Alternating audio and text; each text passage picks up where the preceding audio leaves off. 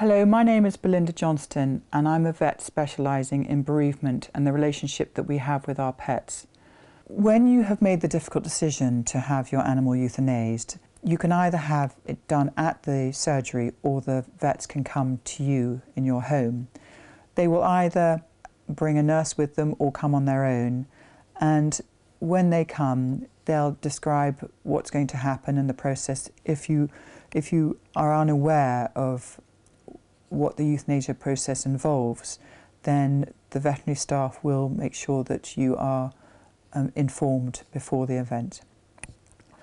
You do, in these situations, need to sign a consent form, and that can be challenging if you're finding it emotionally difficult, but it is a legal requirement and something that has to be done.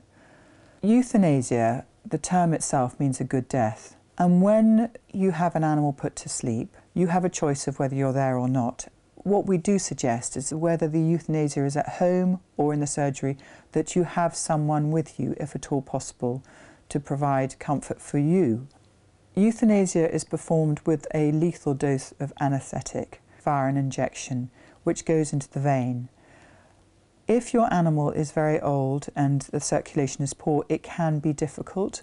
So the vets may ask to put a catheter in, which will enable the injection to be given more freely. But what usually happens is that an area of their front leg is shaved, just a little area, or maybe trimmed with scissors. Sometimes vets will use a sedative beforehand, but not in all cases. And then an injection is made. It is a painless injection. It's not like a booster, which is given under the skin. This is actually given in their vein. It is not painful. Occasionally they can react, but that is rare. And then they will go very gently to sleep. What can be quite shocking is the speed at which they go to sleep, because if you've never seen it, it can be surprising.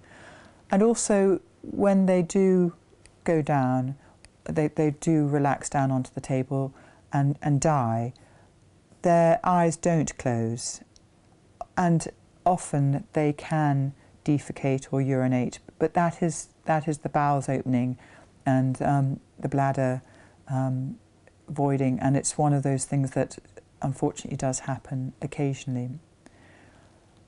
The people who stay to watch the euthanasia, in the majority of cases, are relieved and pleased to be there, because it